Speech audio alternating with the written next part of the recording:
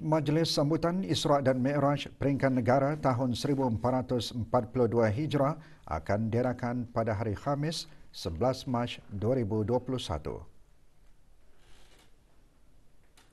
Majlis sambutan akan diadakan di Jamiah Sri Hasanil Bolkiah, Kampung Kerong pukul 9 pagi. Pengisian acara termasuk ceramah khas dan didahului dengan bacaan Al-Quran secara interaktif. Tema sambutan tahun ini, Sembahyang Teras Kecemerlangan Umat.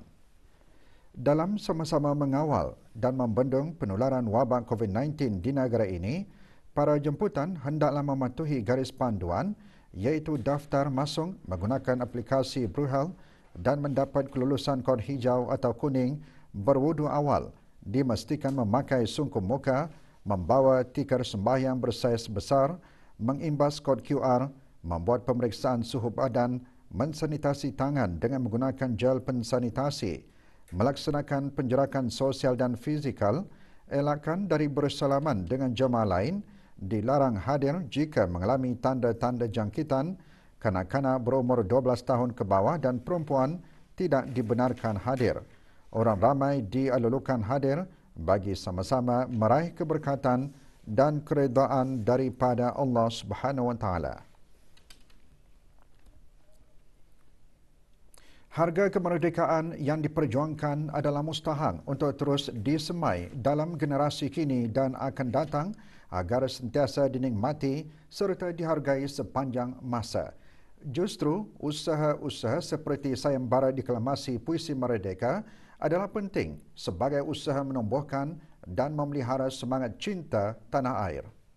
Berucap semasa sayembara deklamasi Puisi Merdeka Peringkat Kebangsaan sempena sambutan ulang tahun Hari Kebangsaan ke-37, Yang Berhormat Meja Jeneral Bersara Datuk Paduka Sri Haji Aminuddin Ehsan, Pimpinan Orang Kaya Saiful Muluk Datuk Sri Paduka Haji Abidin, Menteri Kebudayaan Belia dan Sukan menjelaskan penegasan identiti kebangsaan melalui puisi patriotisme dapat memberi semangat bagi generasi muda untuk introspeksi dan merenung apa yang dapat disumbang bagi bangsa dan negara. Suara-suara penyair ini akan menjadi sejarah dan juga akan menjadi panduan hidup masa depan anak bangsanya. Manakala sejarah sajak-sajak patriotik oleh penyair masa kini adalah legasi penyambung hayat dalam mengisi erti kemerdekaan seiring dengan titah kebahadulian Maha Mulia Paduka Sri Baginda Sultan dan Yang Pertuan Negara Brunei Darussalam. Oleh demikian, kepada komuniti penyair dan penulis dan rakyat Brunei, angkatlah sastra sebagai entiti budaya tinggi dalam konteks membangunkan idea-idea besar dan makna baru untuk memahami kompleksiti masa hadapan perkembangan sejarah bangsa dan negara. Jadikanlah penulisan sastra sebagai pembuka jalan untuk melanjutkan wacana peradaban dan tamadunan sesuatu bangsa, dan apa yang paling penting, kekalkanlah sastra sebagai wadah untuk mencetuskan semangat ciptakan negara yang merdeka lagi berdaulat. Jantung dan aliran darah panas yang mengalir kencang. Di mana lagi tegak, di mana rebah, kalau tidak di atasnya. Apakah negeri ini antang-antangnya jadi? Butakah kau membaca aksara? 5 peserta terbaik bagi setiap kategori A dan B berjaya mara ke peringkat akhir pertandingan. Johan bagi sayembara deklamasi puisi kategori A bagi lelaki ialah Awang Ridwan bin Johari yang membawa tajuk Sajak Kemerdekaan karya oleh Kemanis, sementara Johan sayembara deklamasi puisi kategori B bagi perempuan ialah Dayang Rozina binti Awang Haji Salim dengan tajuk Sajak Narasi Negeriku karya A. Hashim Hamid. Majlis juga diselajurkan dengan penyampaian hadiah peraduan menulis cerpen dan kritikan sastra bahana DBP 2019. Peraduan diadakan dengan tujuan melahirkan penulis-penulis yang berpotensi dalam penghasilan karya-karya kreatif dan non-kreatif, mempunyai pemikiran yang kritis serta penyelidikan dan penelitian yang berfakta.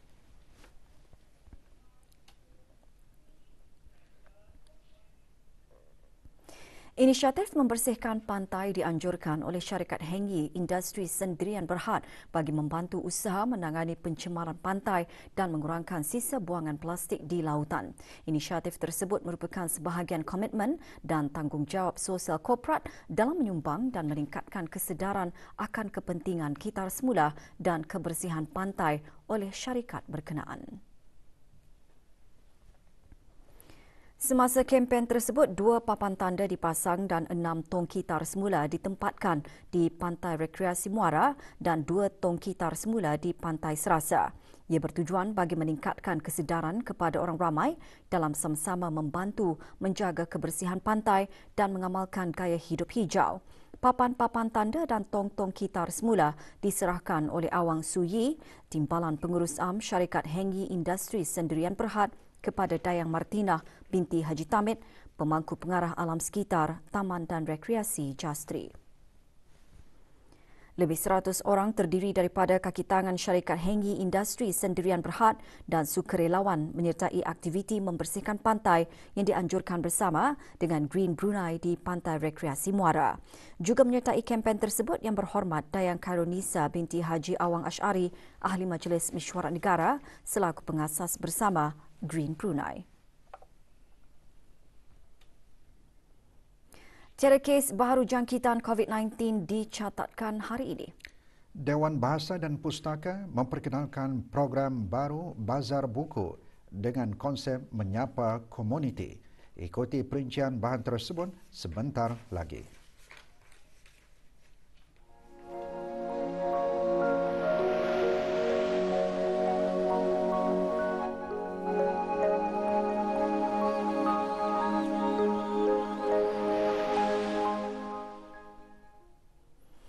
Masalah pendengaran di negara ini masih lagi di tahap sederhana. Terdapat juga kes di mana masalah pendengaran seseorang telah mencapai tahap teruk apabila mahu mendapatkan rawatan. Justru melalui kempen pemeriksaan telinga dan pendengaran yang diadakan sehingga esok, isu-isu yang berkaitan dengan permasalahan telinga dan pendengaran serta langkah-langkah yang boleh diambil untuk mengurangkan risiko kurang pendengaran dapat ditangani. Menurut Pegawai Jururawat Tingkat Khas Hospital Raja Isteri Pengaraan Anak Soleha, melalui kempen yang diadakan juga boleh membantu para ibu bapa ataupun penjaga untuk mengesahkan masalah pendengaran anak damin mereka seawal usia kelahiran. Orang ramai juga dinasihatkan untuk mengambil peluang mengunjungi acara berkenaan bagi mengetahui punca kehilangan pendengaran. Jadi kalau dengan ada kempenan ni, kempennya orang memberikan so that they alert awareness campaign jadi orang awam tahu, jadi dapat membuat pemeriksaan awal sebelum ada masalah pendengaran lebih tahap yang kronik. Kami mengadakan aktiviti sesi bersama pegawai kaji dengar. Itu maksudnya untuk cek pendengaran dorang lah. Kedua, sesi dengan untuk bercek telinga dengan doktor pakar kami ada sini. Kami ada juga program newborn hearing screening untuk ibu-ibu, even yang baru orang first baby itu, it's best to come over to have information about program newborn hearing screening ini. Sementara itu, Pegawai Pengkaji Dengar Kanan dan Timbalan Ketua Audiologi menjelaskan masalah pendengaran boleh dikesan pada awal kelahiran. Tambahnya, setiap peringkat umur berisiko menghadapi masalah pendengaran disebabkan oleh pelbagai perkara.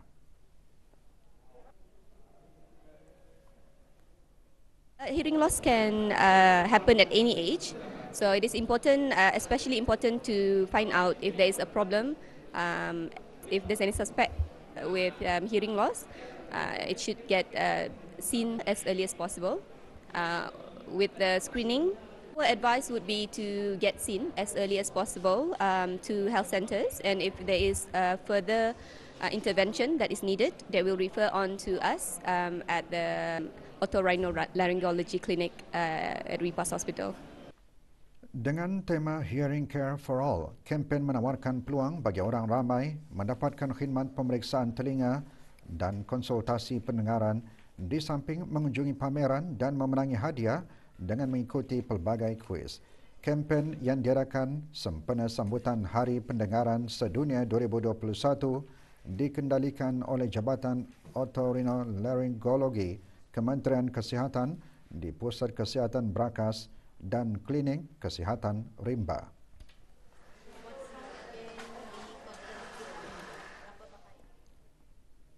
Perkembangan terkini situasi jangkitan COVID-19 di negara Brunei Darussalam. 3 kes aktif masih menerima rawatan di Pusat Pengasingan Kebangsaan. Dalam siaran akhbarnya, Kementerian Kesihatan mengenai situasi terkini jangkitan COVID-19 di negara Brunei Darussalam melaporkan tiada kes jangkitan baharu dicatatkan hari ini. Sementara itu, jumlah kes jangkitan di negara ini kekal 187 manakala kes sembuh 181. Kes terakhir jangkitan tempatan COVID-19 dilaporkan pada 6 Mei lalu, manakala jumlah kes import sejak kes jangkitan terakhir tempatan dilaporkan sebanyak 46 kes. 650 orang sedang menjalani pengasingan diri mandatri, 13,995 orang menamatkan pengasingan diri mandatri sejak Mac 2020. Sementara itu, 600 sampel ujian virus SARS-CoV-2 telah dilaksanakan menjadikan jumlah keseluruhan ujian makmal yang dijalankan sejak Januari 2020 104,055 ujian. Maklumat lanjut dan perkembangan terkini layari laman sesawang Kementerian Kesihatan dan talian Kesihatan 148. Sementara itu, ujian swab di Kompleks Sukan Hospital Raja Isteri Pengiran Anak Soleha dan talian Nasihat Kesihatan 148 akan ditutup sementara pada 11 Mac 2021.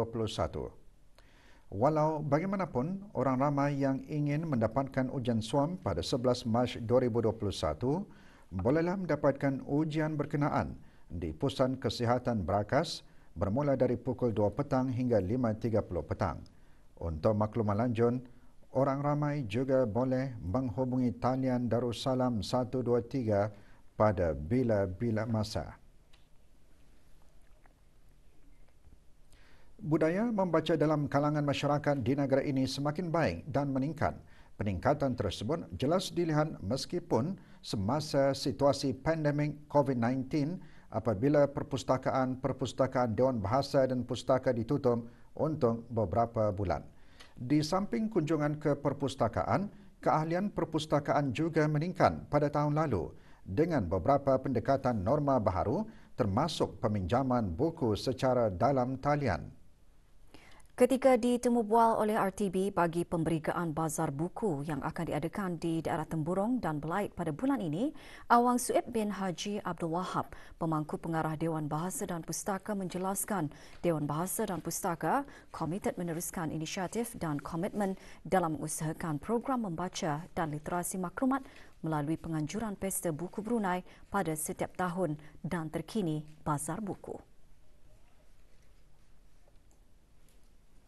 Walaupun dalam keadaan kita menghadapi COVID-19 ini dan perpustakaan, contohnya perpustakaan kita telah ditutup dalam beberapa bulan, alhamdulillah KPI Dewan Bahasa untuk pengunjung memenuhi 100,000 tercapai, malahan lebih 127,000 lebih pengunjung pada tahun 2020. Alhamdulillah kalangan masyarakat kesedaran yang membaca itu semakin meningkat. Satu peningkatan yang baiklah. Sebagai langkah berjaga-jaga membendung COVID-19, Dewan Bahasa dan Pustaka memperkenalkan program baru Bazar Buku dengan konsep menyapa komuniti melalui tema Kembara Buku Santuni Masyarakat. Dewan Bahasa berharap semoga dengan adanya Bazar Buku ini kita akan dapat mendekati masyarakat sedekat-dekatnya di mana juga berada ini pada tahun ini khusus kita buat di daerah Temburong dan daerah Belait. Kita akan mendapatkan masyarakat untuk memasrahkan mereka dengan buku dan memberikan pengetahuan.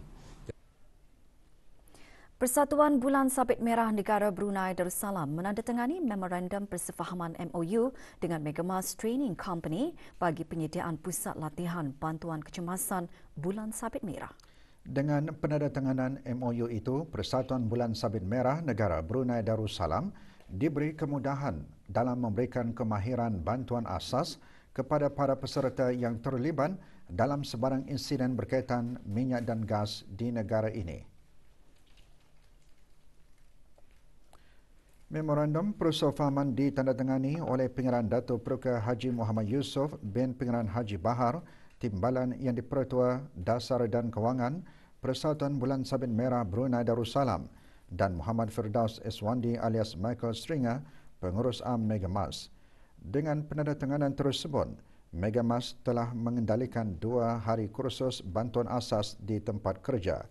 Kerjasama tersebut disokong oleh pihak berkuasa keselamatan, kesihatan dan alam sekitar kebangsaan China.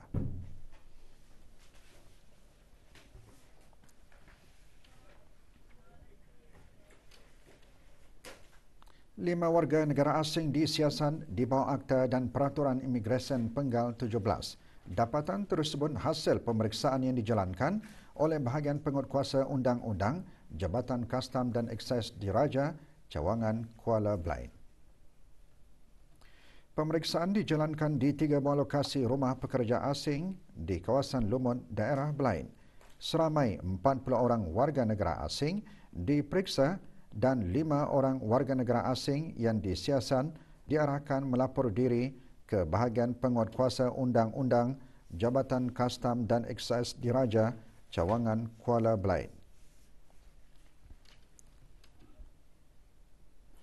Jabatan Alam Sekitar Taman dan Rekreasi Justri telah mengeluarkan denda kompaun sebanyak RM500 ke atas sebuah syarikat kerana melakukan kesalahan di bawah Akta Kesalahan-Kesalahan Kecil iaitu tanpa kebenaran yang sah meninggalkan sampah di atas tanah lapang bertempat di Kampung Parit, Mukim Pengkalan Batu.